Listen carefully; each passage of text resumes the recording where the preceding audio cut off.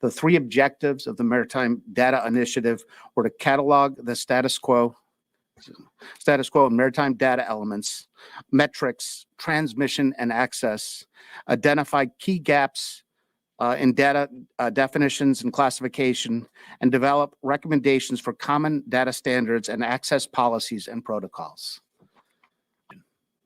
The problem of sharing information and speaking the same lexicon in the movement of freight has existed for a long time, but became much more pronounced during the pandemic, reaching what I would consider a crisis point in the summer of 2021. It is my goal to have a better information sharing process in place, better advanced notification of incoming cargo, and much better coordination between the different transportation modes and stakeholders.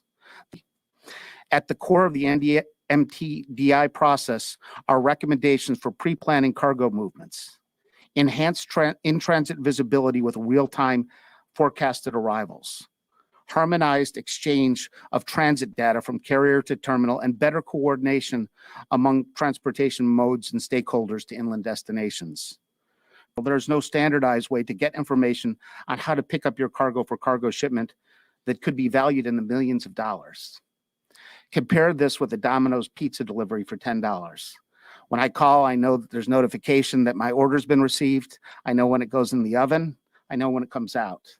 I know who my driver is. I know where he's going as he delivers my pizza. There's usually a picture of the pizza when it's put on my front door. It's striking, and it needs to be addressed. A standardized, harmonized practice needs to be established.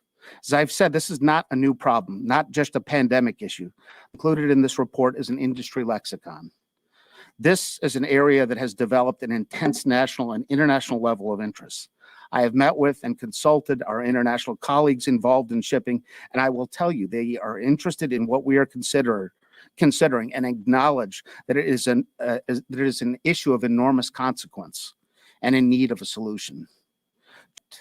Further to this point, each of the 18 MTDI meetings that we convened in 2022 were recorded and are on our YouTube, FMC YouTube channel. That is 18 hours of supply chain data experts and users actively answering and discussing the data questions asked throughout the meetings.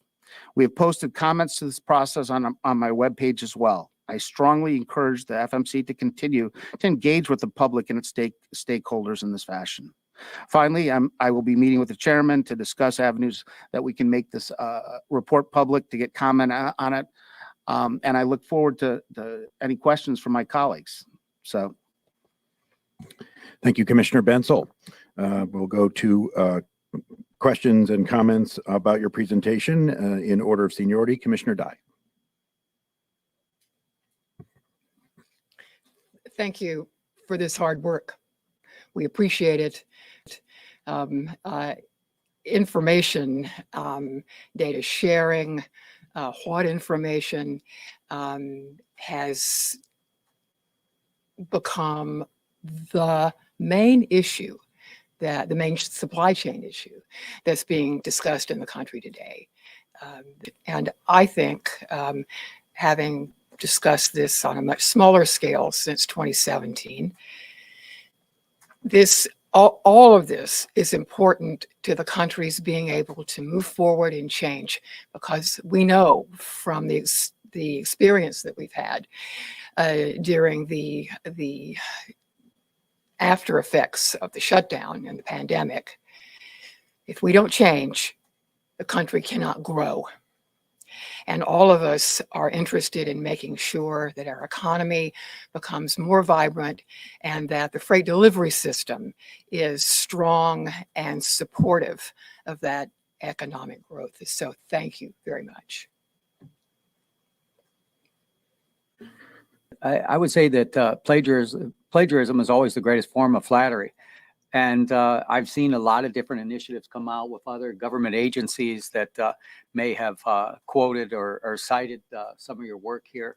And I give that to you as a compliment.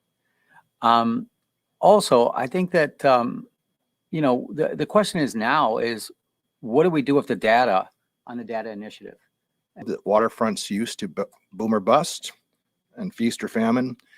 Anything that can take the roller coaster effect out of that is going to help the economy and help the supply chain. But I will say that I do think it's very important for the Federal Maritime Commission to have a seat at this table.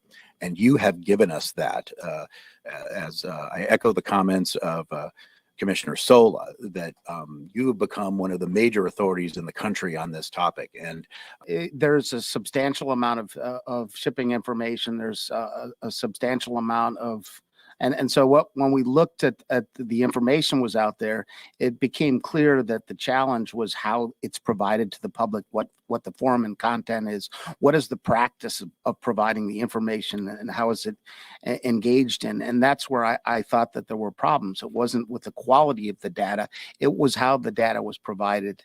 And that same sort of information is not made publicly accessible. So there's a lot of gaps. There's a black hole of information compared to like a pizza delivery service, as I say all the time. So really wasn't the information wasn't there, or couldn't be supplied, or wasn't in a format that could be useful. It's really when and how it was supplied, and the specifics in the information that would be available to the public to make it useful.